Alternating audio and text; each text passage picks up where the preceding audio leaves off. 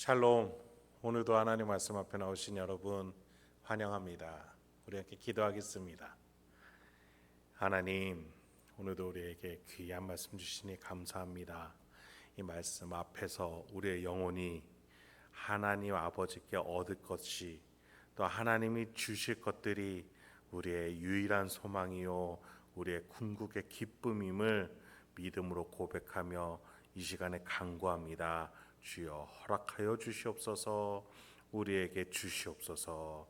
주여, 오늘 이 시간의 말씀을 들어 이 앞에 나온 우리 성도님 한 분 한 분의 심령 가운데 찾아가 주시고, 또 만나 주시고, 어루만져 주시고, 일깨워 주셔서 말씀으로 위로받게 하시고 용기 얻게 해 주시옵소서.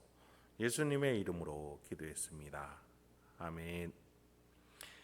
오늘 함께 살펴볼 말씀 누가복음 10장 38절에서 42절, 누가복음 10장 38절에서 42절까지 함께 살펴보도록 하겠습니다. 오늘도 성실하신 우리 아버지 하나님을 찬양합니다. 누가는 그간 예수님이 제자를 어떻게 부르시고 훈련시키시는지 우리에게 계속해서 보여줬어요. 그런 가운데 오늘 본문 속에서 마르다 집에 방문하는 사건을 하나 더 소개를 시켜줍니다. 38, 39절이에요. 그들이 길 갈 때에 예수께서 한 마을에 들어가심에 마르다라 이름하는 한 여자가 자기 집으로 영접하더라. 그에게 마리아라 하는 동생이 있어 주의 발치에 앉아 그의 말씀을 듣더니, 보니까 마르다는 마리아라는 동생이 하나 있었던 듯합니다.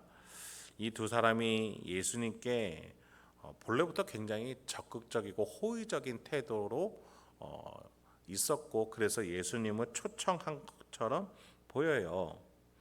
마르다는 예수님과 제자들을 자신의 집에 초청해서 대접하려고 하는 것이죠. 마리아는 그런데 오늘 본문 속에 보니 집에 초청해서 대접을 하고자 하는 언니와는 다르게 예수님 앞에서 말씀을 듣고 있었습니다. 이 두 자매 모두 예수님에 대해서 굉장히 진중 어린 태도, 또 예수님에 대해서 굉장히 호의적인 모습임은 틀림없어 보입니다. 그런데 그 다음에 등장하는 마르다의 말이 오늘 본문이 소개되는 이유이자 또 문제가 되는 것 같아요. 40절입니다. 마르다는 준비하는 일이 많아 마음이 분주한지라 예수께 나아가 이르되 주여, 내 동생이 나 혼자 일하게 두는 것을 생각하지 아니하시나이까? 그를 명하사 나를 도와주라 하소서. 지금 마르다 집에 초청받은 인원이 한 얼마나 될까요? 최소한 12제자와 예수님 해서 한 13명 정도 되지 않을까 싶습니다. 한 집에 3, 4명만 찾아와도 우리가 굉장히 할 일이 많아지죠. 그런데 10명 넘는 인원이 온다고 하면 이건 행사처럼 느껴집니다. 그러니 당연히 일손이 부족했을 것이고, 그 가족의 일원이었던 마리아가 가장 이 일에 책임감을 느끼며 도와야 하는 것은 어찌 보면 너무나도 당연한 인지상정이지 않을까라는 생각이 들어요. 그런데 마리아가 너무 눈치 없어 보이기까지 합니다. 38절에 보면 예수님이 이 집을 찾아가신 것이 아니라 마르다가 초청을 했다라는 걸 알 수 있어요. 그러면 마리아는 언니를 도와서 예수님이 갑자기 찾아온 것도 아니고 본인 가족이, 언니가 초청을 해서 이런 자리를 마련했으니 잘 대접해야 된다라는 그 의무감을 가지고 좀 마리아가 빠릿빠릿하게 움직여야 되는 건 아닌가? 그게 우리의 자연스러운 생각의 흐름 아니겠습니까? 그리고 그 마음이 또 마르다의 마음이었어요. 그러니까 마르다의 마음이 어땠다라고 지금 되어 있어요? 분주했다라고 되어 있죠. 마음이 분주한지라. 마르다는 더 나아가서 이 분주함이 동생을 향한 재촉으로 이어지기까지 했어요. 동생이 얼른 와서 도와주기를 바랬던 거죠. 그런데 오질 않다 보니까 언니의 인내심이 한계에 도달하게 되었고, 마르다는 예수님께 허락을 구해서 마리아가 자신을 돕게 지금 하는 대화를 좀 끊어주십시오라고 요청까지 하는 거예요. 더 나아가서 마르다가 얼마나 분주하고 마음이 정신이 없었던지 예수님께 질책까지 합니다. 주님께서 내 동생을 붙잡고 대화하시며 나 혼자 일해야 되는 거 모르십니까? 예수님도 참 눈치가 없으십니다. 예수님, 마리아를 저에게 좀 보내주셔서 준비하는 일 좀 마치게 해주세요. 그 다음에 대화하셔도 충분한 거 아닙니까? 이렇게 말이죠. 여러분, 본문 속에서는 이렇게 나와 있죠. 내 동생이 나 혼자 일하게 두는 것을 생각하지 아니하시나이까. 여러분, 원래는 이 표현이 더 과격한 것 같아요. 예수님, 좀 생각이란 걸 좀 해보십시오. 지금 뭐가 먼저입니까? 이렇게 말하고 있는 거예요. 오히려 제가 좀 순화시켜서 말씀을 풀어드렸었던 거예요. 그런데 예수님의 대답은 우리의 자연스러운 생각을 벗어나세요. 그리고 다른 대답을 하세요. 그 대답은 결론부터 말씀드리자면 마르다의 제안을 거절하신 거였어요. 과연 예수님은 어떤 대답을 하시는 걸까요? 혹시 마르다의 입장처럼 예수님이 생각도 없고 눈치가 없으셨던 분은 아닐까요? 예수님은 이 상황을 모르는 걸까요? 여러분, 그간 예수님이 다른 이들과의 대화를 할 때에 그의 심령을 꿰뚫고 계셨던 분임을 기억해야겠습니다. 어제 본문 속에서 율법학자가 예수님을 시험하려고 온다든지 자기를 옳게 보이려고 유도 질문을 했던 것까지도 예수님은 간파하고 계셨던 걸 우리는 잘 압니다. 예수님이 마르다의 상황을 모르셨을 리가 있겠습니까? 그렇다면 예수님은 왜 마르다의 요청을 거절하신 걸까요? 예수님의 대답을 한번 보시죠. 41절에서 42절입니다.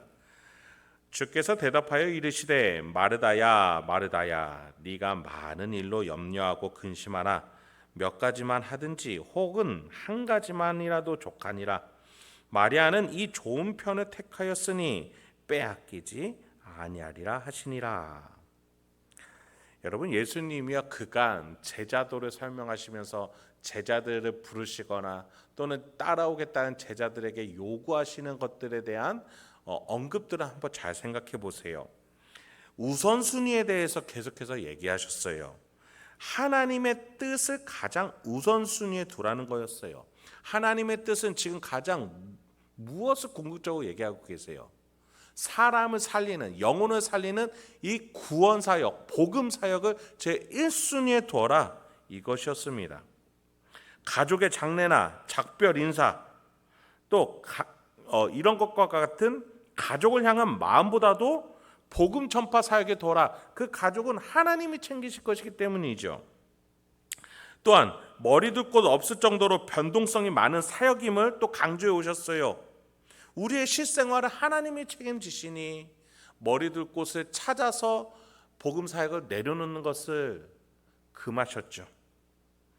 오늘 마르다에게는 어떤 걸 요구하시는 거예요? 많은 요소들을 고민하며 염려하기보다 말씀 안에서 생각할 줄 알아야 된다는 거예요. 여러분, 한 사람을 살리는 게 목적입니까? 살리기 위한 준비 도구들을 염려하는 게 먼저이겠습니까? 당연히 전자죠.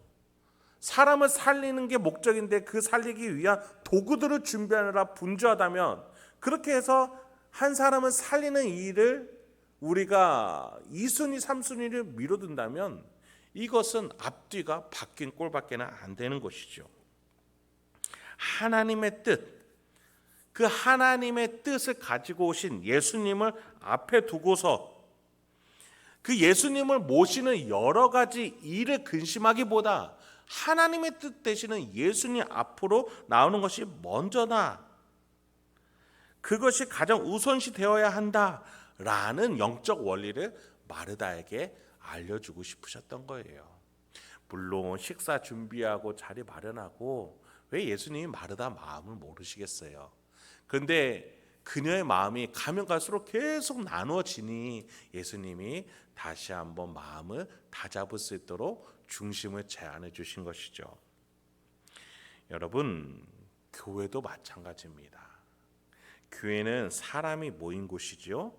그렇다 보니까 여러 가지 일들이 생기기 마련이에요. 여러 가지 사람들 간의 의견을 조율해야 되고요.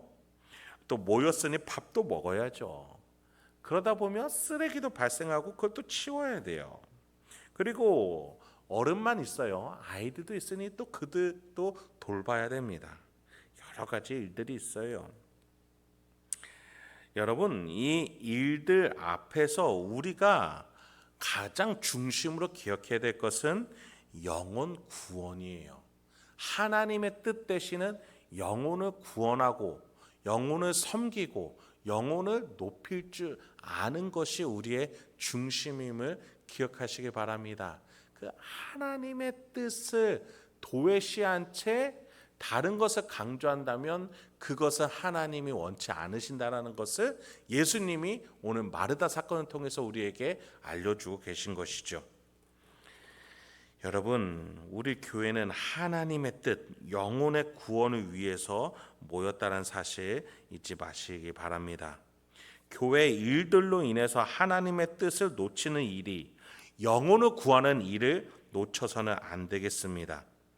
교회 일들로 인해서 혹시나 우리가 분주한 것은 아닌지, 교회의 업무를 하느라 또는 교회의 일들을 하느라 우리가 바쁜 건 아닌지 돌아봐야겠습니다.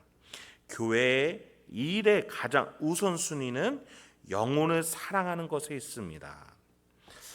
그런 점에서 여러분, 우리가 어제 주일에 우리가 태신자를 작정하기로, 누군가를 사랑하기로 작정을 했어요. 담임 목사님께서 나눠주신 이 작성표가 있습니다. 여기에 꼭 여러분 한 사람 한 사람을 적기를 바라요. 행사를 초대해서 데리고 오는 게 목적이 아닙니다. 그를 사랑하고 그의 영혼을 예수님의 마음으로 꿰뚫어 보며 그를 위해서 기도할 수 있어야 해요. 그래서 이 뒤에 또 기도문이 있습니다. 그를 위해서 기도할지, 어떻게 사랑할지 이 기도문을 읽으며 그의 이름을 넣어서 읽으며 우리가 한 사람 한 사람을 사랑하는 일에 우리가 전심전력해야 될 줄 믿습니다. 말씀을 마치겠습니다. 여러분, 여러분의 가정과 직장 일상 속에 하나님이 여러분을 하나님의 뜻을 담아서 보내십니다.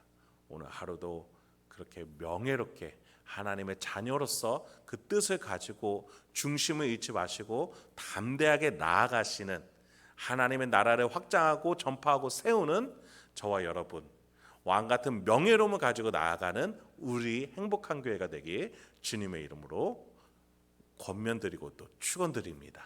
오늘 하루도 하나님의 뜻대로 나아가시기 바랍니다. 함께 기도하겠습니다. 하나님, 오늘도 우리에게 귀한 말씀 주시니 감사합니다. 이 말씀을 통해서 우리가 어떠한 태도와 마음의 중심을 가지고 나아가야 될지 하나하나 돌아보게 하옵소서. 혹시나 내 마음속에 우선순위가 뒤바뀌어져 있는 것은 아닌지, 교회 일을 한다고 하지만 혹시나 하나님의 뜻을 잃어버린 채 교회 일에 분주한 것은 아닌지 돌아보기 소망합니다. 하나님이 잃어버린 그 한 영혼을 향해 지금도 애타게 찾고 계신 줄 압니다. 우리가 하나님의 마음과 함께할 줄 아는 지혜로운 자녀가 되게 하옵소서. 예수님의 이름으로 기도했습니다. 아멘.